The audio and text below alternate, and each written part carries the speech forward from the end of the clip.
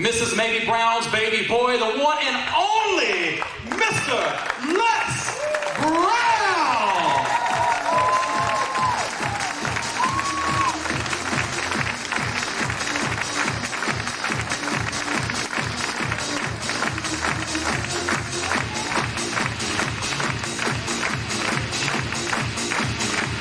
Thank you.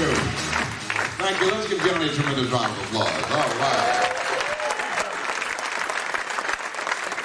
I'm so excited. Thank you. You may be seated. I'm so excited about being here. Johnny told me he was just going to introduce me, and then that's where he goes and gives a motivational speech. To show the old man up. You know I can't come after all that. Johnny is one of the most electrifying speakers on the planet, and I'm just so excited about being here and sharing time with him, and also Matt, that he's awesome. You know, when I see the two of them together, and where were we in, what island were we?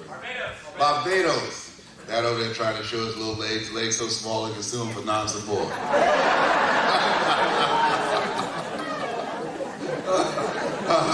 That's not funny, though. Let the record show.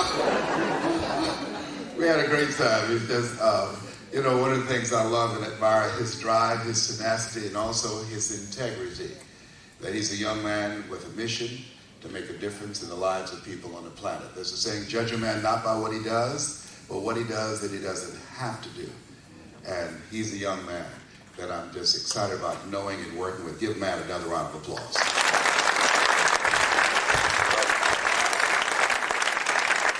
How many of you have major goals you'd like to achieve? Raise your hands, please. Major goals. Fantastic. It's so good to see that. I'm excited about seeing that. You should have a handout. I want to share some things with you, and I want you to think about your goals and dreams right now. It's exciting to be in a room with dreamers. It's very exciting indeed. How many are ready for your dream to come true? Raise your hands right now. Very good. All right. Well, we're going to get ready because we're going to bring it to you. If you're serious about it, we're going to bring it to you. Now, I asked the question, how many have goals and dreams that you'd like to achieve? I want to recognize someone here who's an individual who's been helping people to make their dreams become reality. He is a gentleman that's a part of our speaker training network, and he's a dynamic, powerful presenter, and his name is John Garcia. Where's John? Stand up. Give John Garcia a round of applause. John Garcia.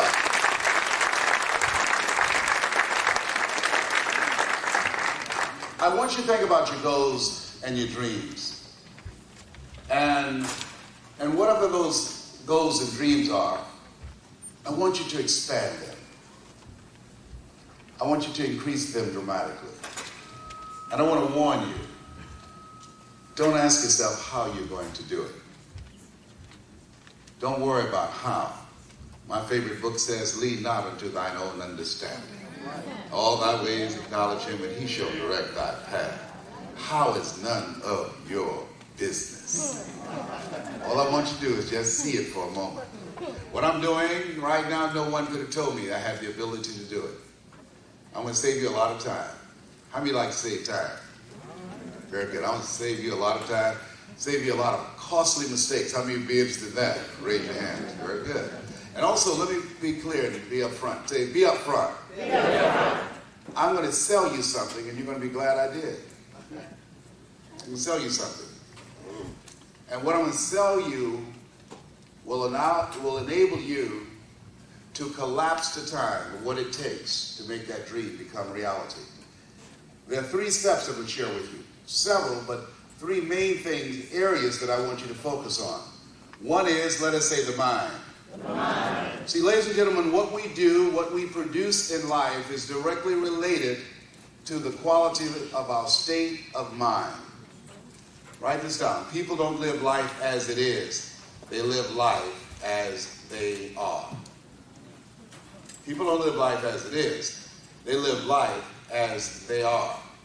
And unfortunately, most people want to change their lives, change their circumstances, increase their income, make a greater expression with their lives without changing their minds. It's not possible. It's not possible. I can tell you the things that I've learned, years of research. This is my 20th year as a speaker professionally, when I wanted to set out to prove the things in here about the value of developing one's mind. I was told that, about how important that was. And spending at least, and write this down, a minimum of 12% of your income on developing your mind. Here's the other thing that you want to do. You want to develop your communication skills. Nothing happens until it's spoken. In the beginning was the Word. Your ability to communicate will separate you from people. Communication skills are very, very important in every area of life. To make a sale, to make a point, to make a difference. You can do so many things with effective communication skills. When I started out, I was trying to find my way because I didn't know. And so the things that I discovered, because I wanted to, first of all, prove it with my own life. If what I'm teaching is true, all these things that I'm reading, and I wanted to begin to put them together because I read so many books. I listened to so many tapes over the years. I'm 62. And people are impressed with that. He looks young. I'm 62. Yes, I do.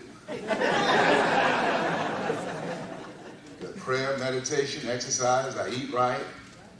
And the other thing I do is I use mascara to cover my grave. Oh, there's no shame in my game at all. I have allergic reaction to dye, so I use mascara. My children say, Daddy, you look distinguished with your gray hair. I say, well, at 62, I'm not trying to look distinguished. I'm trying to look young. So I use mascara. Oh, yes, I do. Oh, you got to know how to hook this up, you know. I had experience. I was in the Georgia Dome years ago. I had to give a speech called It's Not Over Till I Win. And it was over 82,000 people there. And after I finished that presentation, I was backstage and a local organization had a speaker that had canceled. And they said, Mr. Brown, do you have enough energy to give another speech? And I said, no, I'm tired. They said, but we can pay your full fee of $25,000. I said, the Lord is able.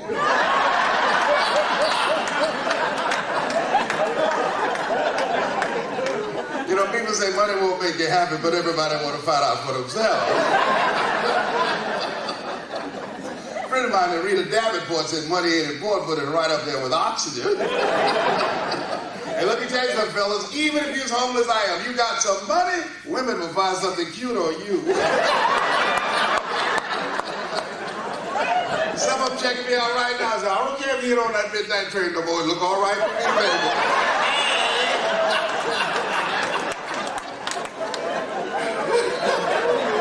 I used to be so broke, I'd walk past a bank and trip the alarm. Creditors would call the house, my children would answer the phone and say, my daddy say he ain't home.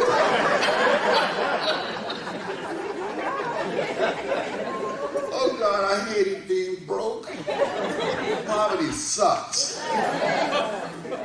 Going in a restaurant, look, you know, you get to the menu, you look to see what it is you want to eat. Then you look on the right to see what you can afford. Payday, I would get angry because they gave me my check and I gave it to the creditors. And I didn't want to do that anymore. I was born in an abandoned building on a floor with a twin brother in a poor section of Miami, Florida called Liberty City. When we were 6 weeks of age, we were adopted by Mrs. Mamie Brown.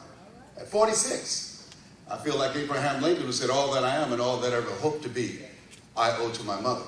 So a sign once said, God took me out of my biological mother's womb and placed me in the heart of my adopted mother. And my mother was a domestic worker on Miami Beach. She cooked for families. She cleaned their homes. And she was teaching me how to make up their beds, and my brother Wesley. And I used to say, Mama, what is it, boy? When I become a man, I'm going to buy you something like this one day. Those of you that said that you want to become financially independent want to ask you a question. What are you going to do with your millions? What are you going to do with it? The reason that I wanted to become financially independent was because I wanted to take care of my mother. I wanted to, as she got older and something happened to her, I wanted to do more than just pray for her. I wanted to be there for her. Money does not impress me. It does not impress me. My goals have changed. My goal was to buy my mother a home. I bought her 4 homes before she passed. Took care of her until the age of 89. My goals have changed now. My mother has since passed. At this stage of my life, my goal is to reduce the number of women who die from breast cancer in honor of my mother. My mother was a 22-year breast cancer conqueror. How do you like to make a difference? Raise your hands. I want to make a difference. My goal is to reduce the number of men who die from prostate cancer. How many men over 40? Raise your hands, please. Very good. 9 years ago, I was diagnosed with prostate cancer, given a 2 to 3 year prognosis. And I stand before you 9 years later because of God's grace and mercy. And trust me, it's better to be seen than to be viewed. Are you feeling, brother, up in here? Up in here. So I encourage men to get their PSA test, which is a prostate-specific antigen, to get their digital rectal examination, and I'll be glad when they can check our prostate by looking at our ears. I'm turning red as I talk about it, but y'all can't see it. You know? There's got to be a better way. A friend of mine used to play for Ohio State. He was a lineman. Now he's a urologist, 285 pounds. He said, "Hey, Les, let me give you a free rectal." "Oh, no, buddy, you too motivated."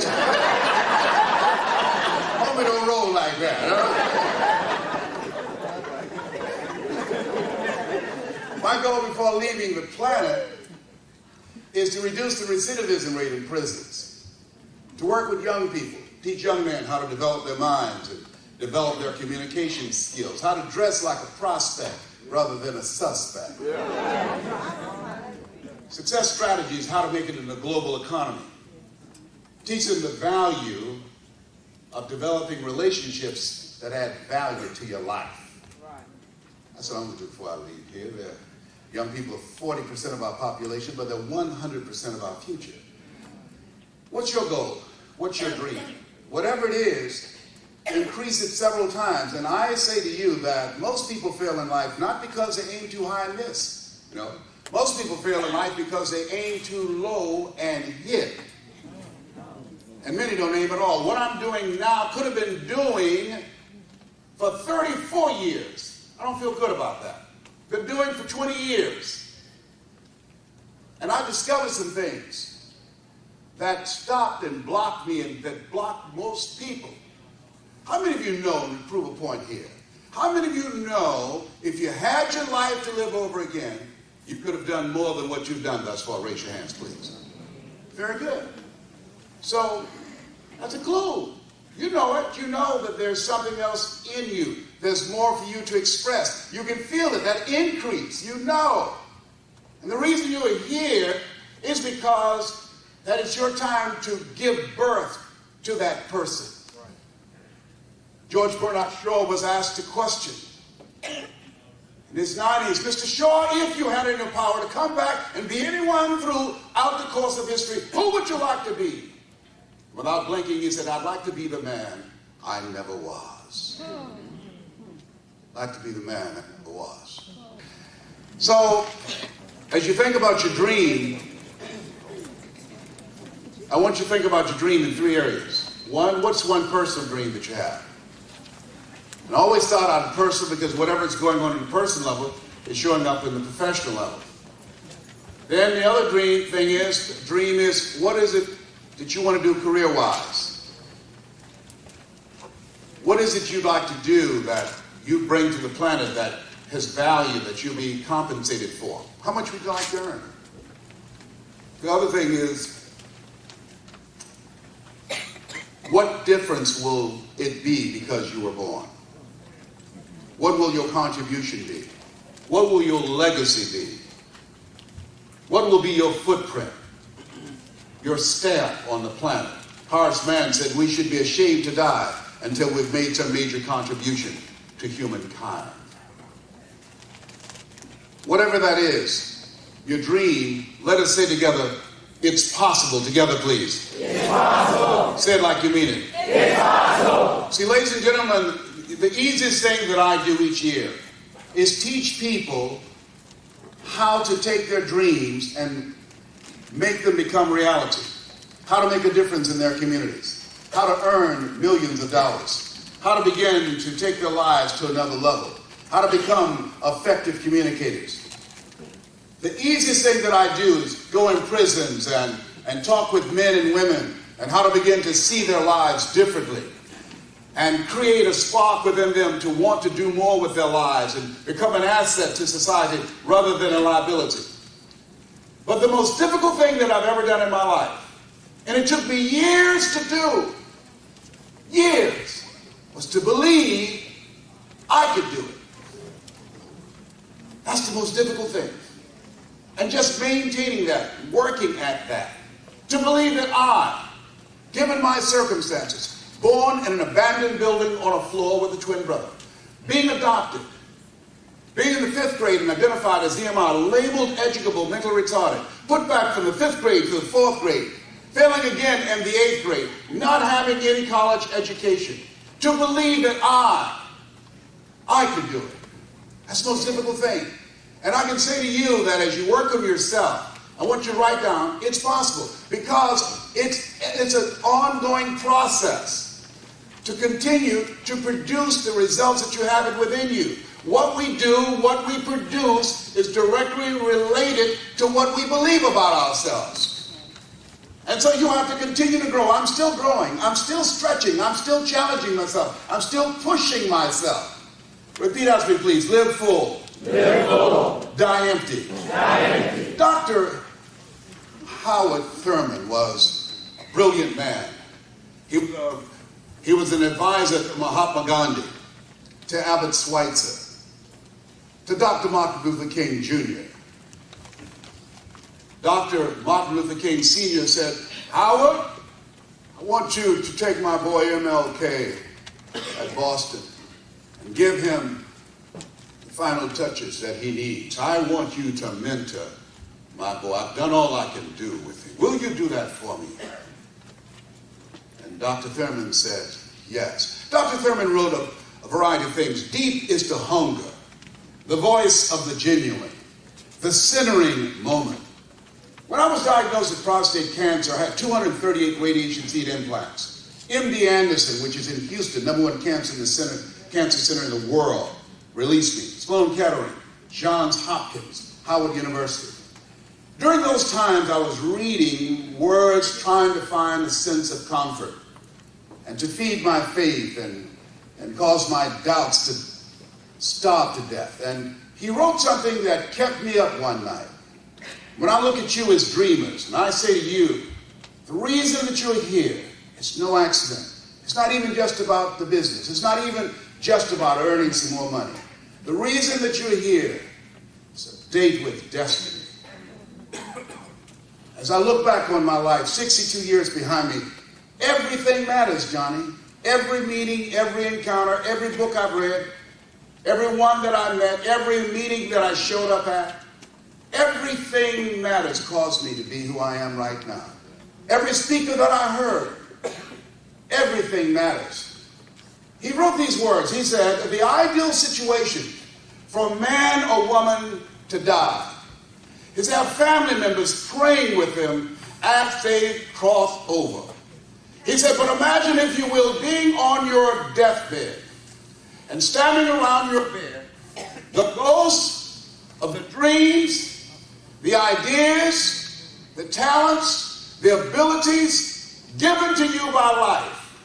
And that you, for whatever reason, you never did anything with the dream. You never did anything with those talents. You never did anything with those skills. You never did anything with those gifts. And there they are, standing around your bed, looking at you with large, angry eyes, saying, we came to you, and only you could have given us life. And now we must die with you forever. Write it down. It's possible. This deals with mindset. And that most people won't take the time to work on their minds. If you don't do anything else, if you listen to choosing your future over and over again, let me just say this. I'm only talking to 5% of you. Only 5% will do what I'm telling you to do. Only 5%. 95% won't. And that's okay. But I'm going to share with you the 5% that I'm speaking to that can identify with me. That's my assignment. I believe that there are people that's your assignment. And as you work with yourself, and I'm suggesting to you that as you listen over and over and over again, what does it do, Les? What's the value? I've been listening to tapes for years. I did too. Here's what I discovered. Don't bounce all over the place listening to 1,000 things. You got to find something that connects with your mind and your heart, that speaks to you. Everybody won't resonate with you. There's some people I can't listen to. I can't listen to everybody. I have to have some passion. I've got to have some humor. I've got to feel it in my heart. And what happens, why? Because where your heart is, there your treasure is also. Something that connects with you. And as you listen over and over again, what it does is it interrupts the story in your head. What we do, what we accomplish, what we produce is directly related to the story we believe about ourselves. And so as you listen, this has changed thousands of lives over and over again. It's possible. It's necessary. Let us say it's possible. It's possible. Let us say together, it's necessary. It's necessary. Write that down. See, most people never will achieve their goals because they don't have the mindset that it's necessary. They're casual about it.